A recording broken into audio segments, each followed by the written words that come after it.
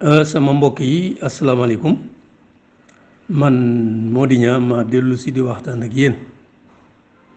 sama mbokk yi ne Sénégal ak sama mbokk yi nekk bitim réew sama waxtaan bu mujj wee nag maa ngi ciy jégglu ngir dafa xaw a gudd waaye keroog mënutoon a ñàkk waa jooju ma ko dégloo muy wax millions yi ko Ablaye Wade di jox ay millions yi millions dama ko déglu mbir ma naqari ma lool rek ma tàmbali wax ca la may xalaat waaw xaw moo ni sax noonu la guddee parce que la ma ca waroon a wax dafa bari te kooku ñu naan Ablaye Wade li ñu war a wax ci moom kenn xamul nu mu toll kenn mënu koo jeexal liñ mën a wax ci moom sax ku ko wax danañ la waxkat nga kon nag maa ngi koy jégalu dama fas yéene rek waxtaan wu mel noonu ma koy def léeg-léeg li ma ko duggee mooy sunu bokk Sénégal dañoo gaaw a fàtte am na ñoo xam ne sax duñu fàtte waaye dañuy romb loo xam ne lii musiba la waaye seen yoon te comme jàpp nañ ne Ablaye Wade moomu ak ñi ñu tuddee doomam muy Idrissa Seck muy Karim Wade muy Macky Sall mii ak ñooñu ñu àndal seen xel a ngi ci dajale leen ba bu naggee 2024 Macky Sall troisième mandat bii nekk ci xelam bu ko Sénégalais yi nangulul te jàpp ma ne Sénégalais yi danañ ko nangul buñ ko nanguwul ñu jéem a tànn ci seen biir ñooñu ñu tuddee famille libérale jël ci kenn ngir mu wóotu ko te bu boobaa Sénégalais yi bu ñu nangul Macky Sall troisième mandat wala buñ ko nanguwul keneen ku jóge ci ñoom nun nangul ko 2024 mu wóotu ko bu boobaa danaa ne Sénégal tooñ nañ sunu borom bi tooñ gu méttee ñooñu diggante 2000 ak 2024 gii nu jëm danañ fi def loo xam ni lii lu jéggi dayo la Sénégalais yi dañ ko war a xam 2024 dañu li tubaab naan débarrasser le plancher dañ leen war a balee jële leen fi teg fii koo xam ne kii danañ yaakaar ne loxo yi set na dana fab réew mi quand même teg ko ci yoon am na ñu naan Sénégalais ñëpp a yem ñi fi nekk ak ñii ñëw ñëpp a yem xam nga loolu boo ko dugalee ci xel yi nit ñi mooy bon nag comme ñëpp a bon ñii fi nekk nañ leen fi bàyyi loolu bu ko kenn gëm fukki million ak juróom-benn Sénégalais benn jigéen wala benn góor bu jub bu mën a yor réew mi amu ci loolu man gëmuma ko bu ko kenn gëm nan gëm ne nan yaakaar ne 2024 mën na noo teg ci bopp réew mi koo xam ne kii na njariñul réew mi rek mooy doon yitteem ku jub lay doon kuy fab réew mi teg ko ci yoon lay doon man de nan ko yaakaar mën naa ne waaw looloo tax may def di duut baaraam wala leen Ablaye Wade mii mooy kan Idrissa mooy kan Karim mooy kan Macky moom yéen a ngi koy dund dafa doy ci ñooñu waaw loolu daal moom tax léeg-léeg ma waxtaan ak yéen sama bokk yi li may waxtaane tey monument de la renaissance africaine ñëpp a ngi koy dégg mi ngi fii ci Corniche Ouest ci wetu Mamel Ablaye Wade da koo tabaxlu am na sañ-sañu tabaxlu ko sax waaye bu ko jaaree ci yoon am na sañ-sañu tabaxlu ko waaye ni mu ko tabaxee ca fam tàmbalee ba fam mujje ci aw fen wu mag a mag la taxaw ak jalgati yoon ma ni monument de la renaissance africaine bii Ablaye Wade tabaxlu ci fen la wéeru fen wu rëy ak jalgati yoon fa mu tàmbalee ba fa mu yem danaa leen leeral loolu lépp te li ma leen di wax du lu ma fent bu màggee ca mujj ga danaa leen ko wax dafa waxtaan ak nit kenn ku jotewul ak état dara jotewul ak nguur dara mënuma bañ a tudd turam nag jotewuma ak moom dara man Ablaye Wade laa ma la affaire muy mbakki yu fay Ablaye Wade jël ci suuf si nekk diggante aéroport ancien aéroport de Dakar Yoff ak Wokam di suuf su yaatoo yaatu Ablaye Wade jël ca juróom fukki hectare ak juróom benn ak lu topp juróom fukki hectare ak juróom benn ak lu topp 56 hectares et poussière hectare bu ne 10 000 mètres carrés la mu fab 56 hectares yooyu jox ko kii ma leen wax ñaata la ko joxe 4300 francs le mètre carré mètre bu ne juróom-ñetti téeméer ak juróom-benn fukk matul sax junni mètre bu ne 4300 mètres carrés nee naay pour mu financer monument de la renaissance africaine boobu la ca war ci xaalis di 12 milliards moom waa jooju mu jox 56 hectares yi bu ko jaayee na ca jël 12 milliards jox ko ña koy tabax muy ay coréens ma tudde leen des coréens sans visage coréens yu kenn xamul nu ñu mel ak fu ñu jógee kenn musu leen man de musuma leen a gis donc mu jox ko 56 hectares juróom fukki hectares ak juróom benn ne ko bu ko jaayee na ci jël fukki milliards ak ñaar jox ko coréens yi war a tabax monument de la renaissance africaine boobu fen wu njëkk wi dafa ne da ko jox 56 hectares yi ci li ñu naan dation de paiement ci loolu la ko joxe juróom fukki milliards yi ak juróom benn muy fen wu njëkk li tax ma wax ko na waa gars yi Ablaye Wade dinañ déglu aw fen wu réeri da ko jox dation de paiement dation de paiement lu mu doon lii mooy dation de paiement ma jàngal leen ko ci tubaab tekkil leen ko la dation de paiement est une opération juridique par laquelle en paiement de tout ou partie du montant de sa dette un débiteur cède la propriété d'un bien ou d'un ensemble de biens lui appartenant dation de paiement mooy lan yow moo di ñang da ngay ameel bor nit bor bu xaw a sakkan dem ba mënoo koo fay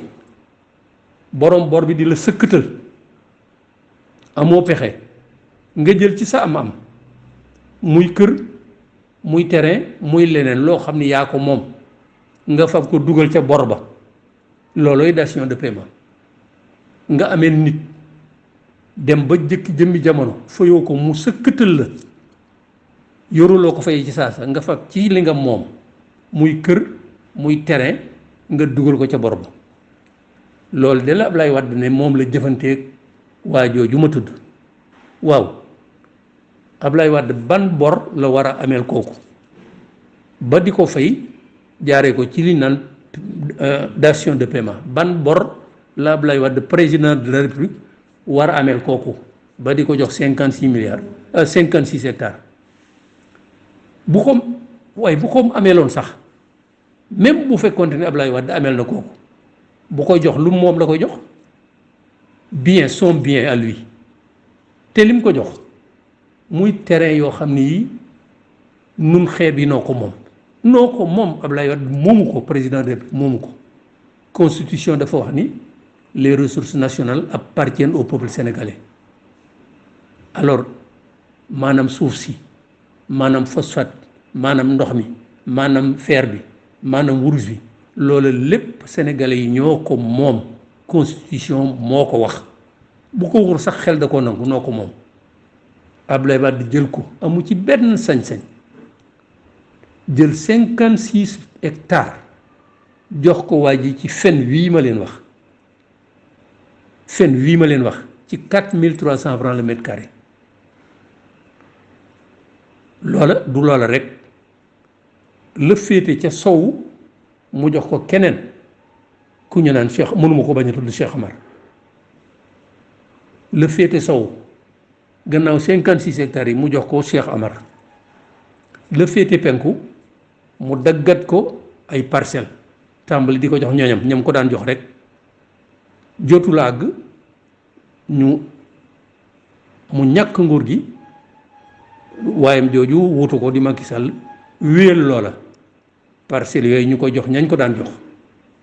mënuma leen a bañ a tudd jotiwuma ak ñoom dara waaye moo xew inspecteur des impôts inspecteur des domaines magistrat inspecteur des douanes sunu sëriñ si ñenn ci sunu sëriñ si ay généraux et cetera ñoo xam ni déjà am nañ lu ñu jàpp am nañ ko nga fab li nu moom jox leen ko pendant ce temps ñu mel ni Modiña du am fanweeri at nangam war a samp kër mënatuñoo am benn terrain ci Ndakaaru nii la Wàdd jëfandikoo sunu suuf soo su nekk diggante aéroport ak Yoof jëfandikoo yeneen ya nekk ca gannaaw foire internationale jëfandikoo ko ca la nekk ca zone de captage boo tàmbalee rond point Hann boobu ba ngay dem ca école soxna Mariama Niass yàlla na yàlla yokki leeram loolu lépp mu fab ko joxe nii mu joxe lii nii la joxe juróom fukki hectare ak juróom benn waajooju pour mu bu ko jaayee mu fab ci fukki milliards ak ñaar faye ko monument coréen ya nga xam ne ñooy tabax monument de la renaissance africaine donc noonu la demee tabaxu monument bi donc ci fen la déparé fan wu mag a mag fen wu mag ak jalgati yoon yu baree bari jalgati bu njëkk bi mooy dafa jalgati li ñu tuddee code des marchés publics code des marchés publics même bu fekkente ni mu ko joxee du yoon dafa waroon a parce que marché bu ëppee 25 millions da nga war a def appel à la concurrence appel d'offre boroom xam-xam yi la wër toog seet monument de la renaissance bii nu bëgg a defar war naa mel nii war naa mel nii war naa mel nii war naa mel nii ñi ko war a defar war nañoo am xarañ bi te war nañoo ci seen liggéey war nañu liggéey lu xaw a mel nii maanaam ñoom expérience bu ko defee appel d'offre nga lancé ko publier ko ci journaux yëpp taskati xabaar yëpp kii ko bu ko defee bu boobaa kun Modiña ma nekk Sénégal bu loolu yaakaar ne mën na ko mu def offre ne man de mën naa ko def ci lii Massamba ma nekk Kaolack ne man de mën naa ko def ci lii ka nekk France ne man de mën naa ko def ci lii ka nekk Conakry ne man de mën naa ko def ñu dajale lépp bu ñu ko seet ba ñu ne diw mii day moom li mu kii yanu na maanaam woyof na li mu ne moom la koy defaree woyof na te ensuite am na xarañ bi bu ko defee booba ñu jox ko marché bi signé ko ña ko war a signé ñu xam ni léegi nangam mooy tabax monument de la renaissance africaine nangam boobee bu dee 5 milliards 6 milliards ñu prévoir ko ci budget bi dañu koy prévoir ci budget bi ak nan lañ koy fayee ak comptable bi koy fay kan la loolu lépp dañ koy prévoir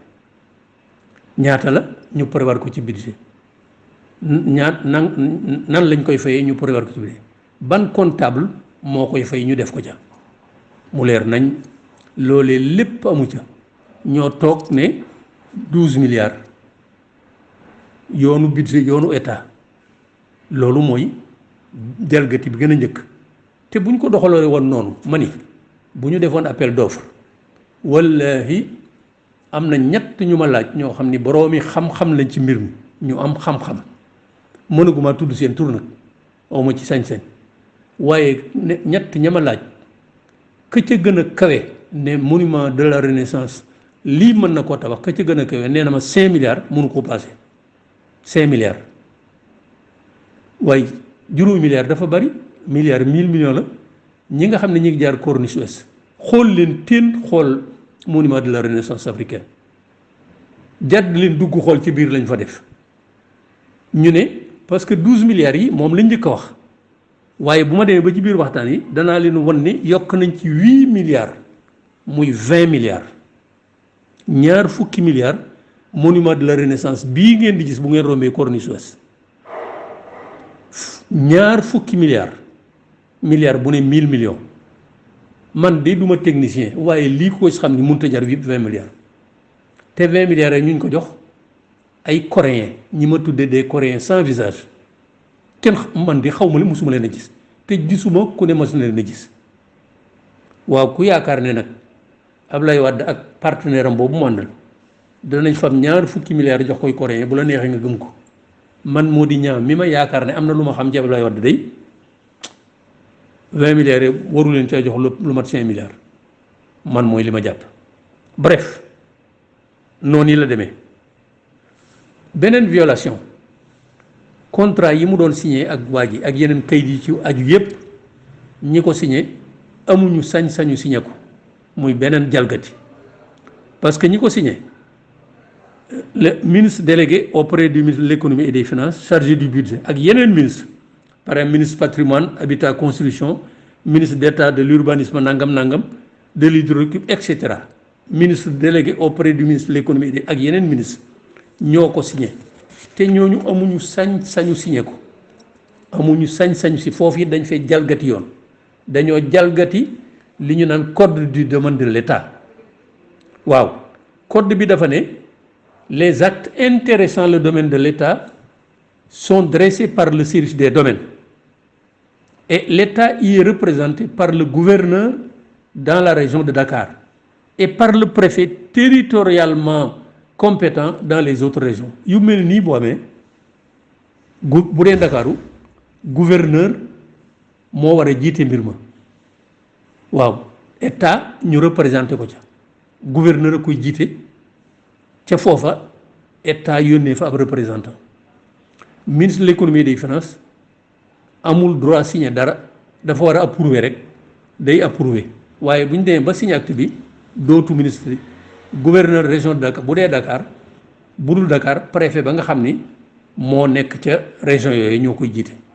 muy beneen jalgati te du lool rek fen yi ak jalgati bi du lool rek partenaire u président boobu mooy ki ma tudd léegi jox nañ ko 56 hectares 56 hectares lu mu njëkk a def ñu bari nee nañu Wade moo ko digal ñooñee mu koy jaay soxlawuñ ko woon mais Wade moo leen ko digal ñu bari wax nañ ko waaye li ma wax nag nekkul ci fi ma sukkandiku pour wax lii parce que man maa ngi sukkandiku ci rapport inspection générale d'État dana leen ko leeral léegi am na ñu ne ñu bari ñu ma ko wax ñu jege ngóor ga nee nañ ma Wade moo wax IPRES ak caisse de sécurité sociale ñu jënd lii leen partenaire bi war a jaay donc 56 hectares ya mu jël ca ñaari parcelle bii mu jaay ko caisse de sécurité sociale bii mu jaay ko IPRES ñoom ñaar am na ca fanweeri milliards ak lu topp ñaari parcelles yi bii mu jaay IPRES bii mu jaay ko caisse de sécurité am na ca fanweeri milliards yooyu buñ ca génnee ay frais parce que def na lotissement nag waaye ñi dëkk foofu xam nañ lotissement ba na mu demee ak ya ca manqué lépp bref ba mu ca dindee frais ñaari parcelles yooyu mu jaay IPRES ak caisse de sécurité sociale am na ca bénéfice 7 milliards 652 950 francs 7 milliards 652 millions 950 mille francs bénéfice te fekk mu dese fanweeri hectare ak juróom-benn mani ba mu fabee ñaari parcelle jaay ko IPRES ak caisse de sécurité sociale ci lu toll ci fanweeri milliards ak lu topp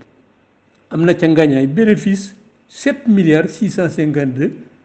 950 francs te dese nag fanweeri milliards ak juróom-benn fanweeri milliards ak kooku bu ko jaayee dana ci amaat lu ëpp 7 milliards yi boo ko toppee lu bon 15 milliards dana ko am ci lu bon laa leen wax de dana ko am ci 56 milliards yooyu ñu ko jox 56 hectares yi ñu ko jox ci 4300 francs le mètre carré Wade bu ne day tabax yi milliardaire nu gëm ko nee na da koo jàng ci ko jàngul dara lii moom yomb na lii de mën naa ko li ñëpp mën nañ ko du lu mu jàng daa ñeme yàlla dong daa ñeme yàlla te bëggub xaalis parce que kenn du jàpp ne ñaar fukki milliards yi ñu ne jox nañ ko ñooñee Wade ak partenaire bi dinañ ko kenn gëmu ko bref wax na dëgg mën naa tabax milliardaire waaye nii la ko mën a tabaxee te li metti mooy jëfante bii moom ngóor soosu ak IPRES ak caisse de sécurité sociale yooyu demante bi dikk bi dafa am lu ca état war a am daanaka état mu ci dara daanaka état mu ci dara te li ci gën a kii ñu ne waaw IPRES ak caisse de sécurité sociale ay démembrement de l'État ci biir état lañ bokk mu ngi mel ni borom kër gu mag am kër gu mag ay néeg ya IPRES ak caisse de sécurité sociale néeg ya ca biir borom kër ga lañ nekk ca biir kër ga ay démembrement de l'État lañu ci biir état la ñu ne waaw lu tax état jaayul ko boppam waaye bu bëggee jaay kay état am na yoon wu mu war a jaar pour jaay ko ñoom lu tax jaayul ko boppam Ablaye ne leen fa tegg dem wuti un partenaire privé kii ma leen wax ci condition yii mu jox ko 56 milliards yi loolu moom xel nangu ko waaye ba tey nu dellu si ci 12 milliards yi nga xam ne bii ca ba ñuy door la ñu ne moom la ñuy fay coréen ya danañ ñu dem a dem ba ñu ne yokk def nañ avenant mooy buñ la joxee ab marché ci nangam nga dem a dem ba yàgg nga xam ne lii nga doon mën nga ko cee def kat waroo ko cee mën a def ngir peut-être que ba nga koy tàmbali matériel ba ciment baak fer baak nangam lañ doon jar yokku na lool bu boobaa ñi ngi ko digaleel da ngay laaj avenant parce que da nga doon mën nga ko def ñaari téeméer mënatoo ko def ñaari téeméer il faut nga yokk ca dara looloy avenant ñoom dañoo xëy rek ne avenant 8 milliards yu yokk ci 12 millions te avenant même bu fekkente ni ñi ngi ko digaleel nangu nañ ko avenant par exemple bu dee 100 francs avenant ba mënut a passer 25 francs maanaam 25% du montant initial la ñu ne woon moom lañ koy tabaxee boo bëggee avenant loo ci yokk ba mun la weesu 25% la ñu njëkk ne moom lañ koy defaree ñoom seen avenant bi 8 milliards te avenant bala nga koo def da nga koy sukkandiku ci lu dossier technique wane ne lii moo tax lu leer nañ ba nga juboo caag ña nga ko digaleel nga soog a def avenant mais ñoom seen avenant 8 milliards amul benn dossier technique ay waxi kasaw dong nga fa ne di 8 milliards donc sukkandikuwul ci benn dossier technique ensuite même bu sukkandiku woon ci benn dossier technique warul a passer 25% de 12 milliards wala lu gën a bari 50% 25% wala lu gën a bari 50 même bu fekkonte ni bii avenant boobu dañ ko teg ci yoon warul a passer loolu bii avenant nag mat na 66% du marché initial 66% de 12 milliards alors que warut a passer 25%. beneen jalgatee ngoog 8 milliards ñoo ko ca muy 20 milliards waaye sama bokk yi kan mooy gëm bu ngeen jaaree ca corniche ba xool leen ko wër leen seet la ca biir kan mooy gëm ne Wàdd ak kooku mu àndal danañ fa 20 milliards di ko jox coréen xel da ko nanguwut man moo di ñaan day li ma xam ceeb la wedd ko néew mënuma nangu ne 20 milliards yooyu jox nañ ko la tax Wàdd fab 56 hectares yi jox ko digal IPRES ak caisse de sécurité sociale ñu nangoo jënd loolu mu jaay leen xam ngeen ne milliards yi mu doon joxe millions yi muy joxe fu mu toll ñu naan ko Wàdd dafa baax Wàdd dafa yéwén Wàdd ci yu mel nii la koy jële 20 milliards yi coréen malheureusement kenn xamu leen kenn du leen gis waaye ku leen mënoon si waxtaan ak ñoom wallaay dañ la wax ne jotuñ 5 milliards boroom xam-xam yi nee nañ liggéey boobu mënut a passé 5 milliards waaye nag Ablaye Wade li mu daan def lépp noonu lay doon surfacturation yu garaaw a garaaw danaa waxtaan ak yéen bis ci université du futur africain bee mu defoon ca Sébikotane ca gannaaw Sébikotane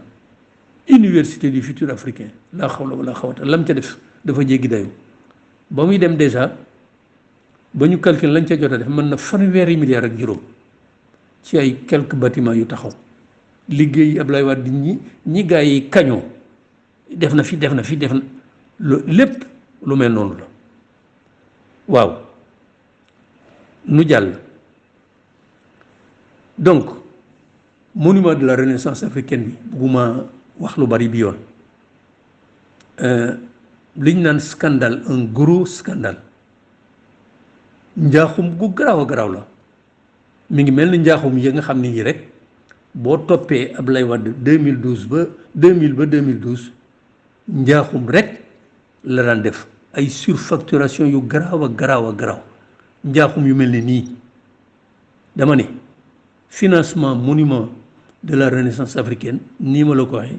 ay njaaxum rek ci fen la déparé bu mag ak jalgati yoon. te lu baree bari li ñu tuddee réalisation Abdoulaye Wade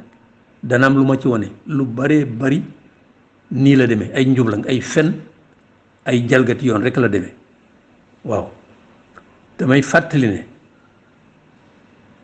bi mu joxee 56 milliards yooyu 56 hectares yooyu kooku ma tudd léegi ci 4300 francs le mètre carré moom lu mu ca jaay rek am ca bénéfice 7 milliards de ces 36 hectares. moom mi ngi ko jox ci digg bi terrain yooyu yu ma leen di wax la féete sow mu jox ko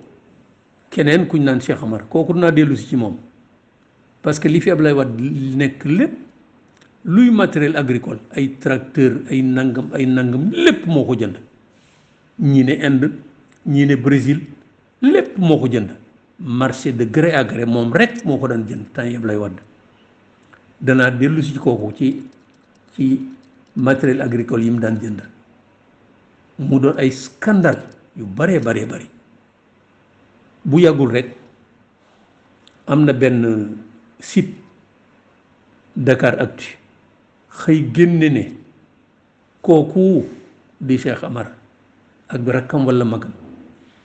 jot nañu ay commission 12 milliards yu jóge ci MDL. ñooñu mooy ñi nga xam ni tey ñooy exploité sunu zircon bi ak ilménite bële ca boori Mboro 12 milliards jóge na ci kooku dem ci Cheikh Amar moomu ak rakkam walla magam wane ne ma bu njëkk kii bu njëkk bi ñu yónnee nangami milliards ci compte sangam lañ ko def ci banque sangam ba ca topp nangami milliards ci compte sangam banque sangam ba ca topp ci ba mu mat 12 milliards jóge ci MDL boobu dem ci Cheikh Amar kooku nga xam ne di toppatooy mat lu mu jotee MDL mais di exploiter zircon ci Sénégal. mais li ma jaaxal mooy ci ëllëg daanaka benn journal waxu ci benn rajo waxu ci man rek maa def contribution wax ne waaye 12 milliards waaw lu ñu jotee kii ba mu koy joxe ak 12 milliards yi fu mu tegu kenn waxu ca Sénégal a mel noonu ci ëllëg benn journal waxu ci benn rajo waxu ci benn télévision waxu ci loolooy sénégalais moo tax damay wax toujours ne c'est dommage que Sénégal amuñu ay journalistes yu mel ne waa Mediapart bu ma ko waxee nag jotuma ak ñoom dara am naa sañ-sañu nag laaj loolu waaw mooy ni mu demee. donc pour ma jeexal suuf su toll nii li mu jox kii ku njëkk ki ma tudd njëkk a tudd pour mu financer monument de la renaissance la féete sow mu jox ko ki ma tudd léegi borom 12 milliards yi ma doon wax léegi muy Cheikh Amar la féete penku mu daggat ko ay parcelles commencé di ko jox ñooñam jotul a jeex mu ñàkk nguur gi doomam Macky Sall remplacé ko continuer joxe ba bu ngeen demee niñ ko joxe ak ñañ ko jox c'est pas sérieux alors que bu Wade maandu woon bu doon président bu maandu nga xam ni Sénégal rek ko tax a jóg nëgë ni terrain yaa ngi fi bu ñu bëggee hôpital tabax ko fi bu ñu bëggee lycée tabax ko fi bu ñu bëggee école primaire tabax ko fi bu ñu bëggee marché Sandaga mën nañ ko toxal fii lu ne mën nañ ko fee def wala Sicap ñu jox ko ci mu tabax yi logement wala ñu jox ko HLM mu tabax fii logement loola lépp Abdoulaye Wade def ko mu jël suñu li nu moom le bien public noo ko moom amu ci benn sañ-sañ dëgg ci 56 milliards jox ki ma njëkk a wax la ca des la féete penku sow mu jox ko keneen ki ma ci te ki ma mu jox muy Cheikh Amar la féete penku mu daggat ko ay terrain di ko jox ñoo xam ni ñii li tubaab di wax c'est déjà des nantis ñu mën seen bopp lañu déjà doo ca gis kenn koo xam ne kii ku mel ni Mody Niang la ku néew doole la wala boo ko ca gisee ay jarbaati Ablaye Wade la ñuy doon wala ay doom ay sëtam ak ñi ko wër Macky Sall tam c'est pareil ñam ko jox borom ñi am mën seen bopp am ñaari kër ñetti kër ñu fab dolli jox leen te booba ay xale ngi fi yoo xam ne am nañ fanweeri at ak juróom wala yooyu war a samp kër amuñu léegi bu ñu bëggee tere dañuy dem ba gannaaw jëm ñaaño loolu c'est pas sérieux voilà ce que Ablaye Wade a fait Ablaye Wade mi ñenn Sénégalais yi naan war nañ koo sargal Ablaye Wade mi nga xam ni am na gone gu sot gannaaw sama waxtaan wee mu bind ab compte yónnee ko ci ñaari journaux ñu def ko seen ci à la une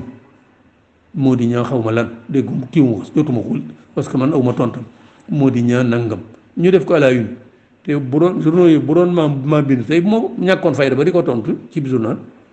sama réponse duñ ko def mukk à la une ci biir lañ koy def waaw gone gu sob bokk ci liñ naan mouvement des karimistes xaw mouvement des karimistes nee naay daf may voilà kooku ne waaw dama bañ Ablaye Wade waaye Ablaye Wade est un don du ciel Ablaye Wade xéewal la bu jógee ci sunu borom xéewal la de ci ñi ma tudd xéewal la de ci ñi saaxee suuf si di leen ko jox xéewal la ci ñuy sàcc sunu millions yi sunu milliards yi depuis jamonoom ba nëga ni te dara fekku leen ci pour ñooña de Ablaye Wade xéewal la waaye lépp ci xeet bi day Ablaye Wade musiba la du xéewal ab musiba la dem na sax ba di comparer di méngale Ablaye Wade ak Mahatma Gandhi mu Inde ak Martin Luther King États-Unis d'Amérique ak Nelson Mandela mi ngeen xam dem na ba di leen la xawla wala xawata Ablaye Wade nga koy méngale ak Mandela Martin Luther King Mahatma Gandhi la xawla wala xawata ma ni Mahatma Gandhi Martin Luther King ak Nelson Mandela du ñu fen du ñu sàcc du ñu fen du ñu sàcc ma ni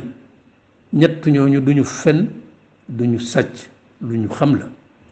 mais comparé leen nag Ablaye Wade nag man dafa jéggi dayo waaw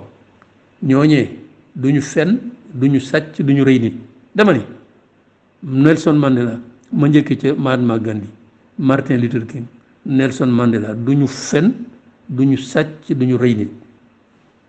méngale leen nag góor gi ñu naan Ablaye Wade dafa jéggi dayoo du ñu rey ñu njëkk ña sax Mahatma Gandhi ak Martin Luther King dañ leen a rey